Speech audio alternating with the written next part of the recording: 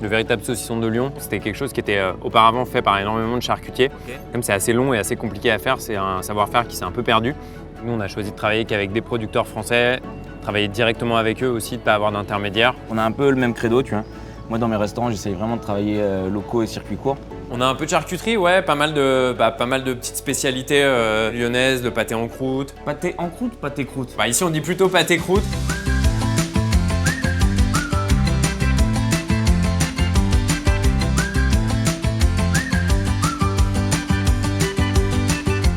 Salut, moi c'est Yann Douché, je suis chef cuisinier. Je vais sillonner la France à la recherche des acteurs du savoir mieux faire.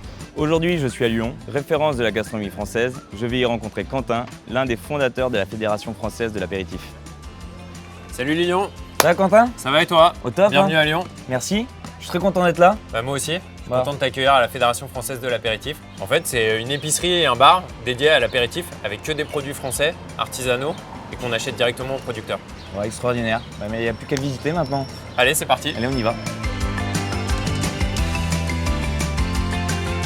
J'ai une 16 pour l'apéro, tu me conseilles quoi pour accompagner? Ce qui peut être sympa, c'est de faire un petit mélange avec à la fois pâté, terrine, rillettes, des petites tartinades de légumes. Par exemple, là, tu vois, on vient de sortir un guacamole. Et tu vois, l'idée, c'est de se dire… Tu as voulu faire un guacamole, mais légumes France. Ouais, c'est exactement, et sans avocat, tu vois, parce que l'avocat, pour tout un tas de raisons, on sait que c'est pas génial. Et c'était un peu notre twist à nous sur le guacamole, mais fait avec des petits pois et que des ingrédients bio. Sinon, on a des petites tapenades aussi hyper chouettes qu'on fait avec des olives françaises. Je vois que derrière, tu as des jolies charcuteries aussi. On a plein de jolies charcuteries, ouais. Nous, on adore le jambon de porc noir de Bigorre. J'adore. C'est hyper cool comme produit. C'est un collectif d'éleveurs qui ont monté cette filière. Ils ont des porcs noirs qui sont élevés en liberté au pied des Pyrénées. Moi, j'adore en cuisine, tu vois. Un peu comme le colonnata italien. Ouais, carrément. Tu prends juste le gras, une belle tartine, un petit peu fondu, tu vois, que ça soit sur une grillade ou une salamande, c'est trop bon. Tu vois. Mais je vois que tu as aussi des jolis pâtés croûtes. Moi, je suis un dingue de pâtés croûtes. C'est vrai que le pâté croûte, c'est vraiment un incontournable de l'apéro lyonnais. Ouais. Je vois un truc aussi que je connais pas du tout. Le Jésus, ça c'est une sorte de saucisson typiquement lyonnais qui est embossé dans un gros boyau. On a ça aussi qui est hyper sympa, le véritable saucisson de Lyon. C'est une recette à base de porc et de bœuf. Et de bœuf, exactement. À chaque fois qu'on s'installe dans une nouvelle ville, on ressource localement la moitié des produits.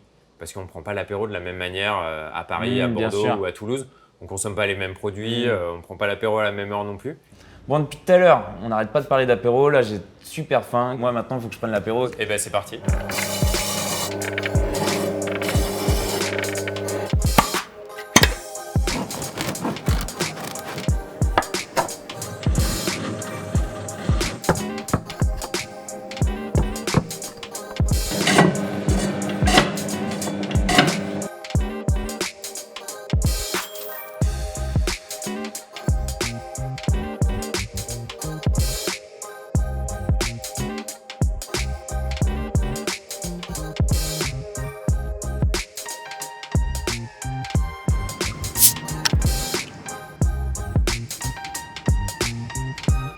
On attaque? On commence par quoi? On peut commencer par le porc noir de Bigorre.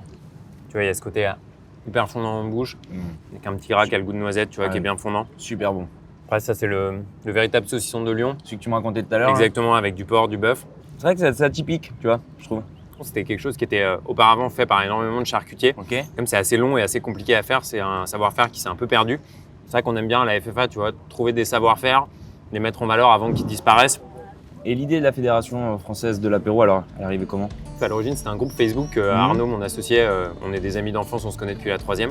C'était un groupe Facebook qu'il avait créé quand on était étudiant. Il s'est dit, tiens, en France, il y a des fédérations de tout. Et l'apéro, qui est une discipline qui est pratiquée par tout le monde, il n'y a pas de fédération. Donc il en fallait bien une. Et donc on a commencé comme ça. Au début, c'était juste un groupe qui faisait marrer les gens sur les réseaux sociaux. Et puis on a ouvert l'épicerie dédiée à l'apéro. Ça, c'est le Jésus, c'est ça? C'est le Jésus, exactement. Tu vas voir, c'est sympa, c'est une espèce de saucisson grand format. On a un peu le même credo, tu vois. Moi, dans mes restaurants, j'essaye vraiment de travailler locaux et circuits courts. Au final, c'est ça la vision du savoir mieux faire. Pour l'ouverture de Bordeaux, je me suis mis à vraiment sourcer mes produits à fond, tu sais. Je travaille avec une petite laiterie qui est en plein milieu de Bordeaux. Génial. Les huîtres, je vais directement à Arcachon. La grille, on la fait 2 fois par semaine, puis on y va directement. C'est vrai que nous, mettre en valeur les producteurs français, ça fait 6 ans qu'on le fait. Et je pense que quand on a commencé, il n'y avait pas forcément l'engouement et l'effet de mode qu'on peut avoir aujourd'hui, mais je pense que le grand public est de plus en plus sensible à ça. On a des choses qui se font très bien en France. Je prends le bœuf de Bazas, tu vois, qui est juste à côté. C'est une race extraordinaire et je régale mes clients avec ça. Et je pense que c'est un bon exemple de travailler français et le plus local possible. Je pense que c'est ce qu'il faut faire.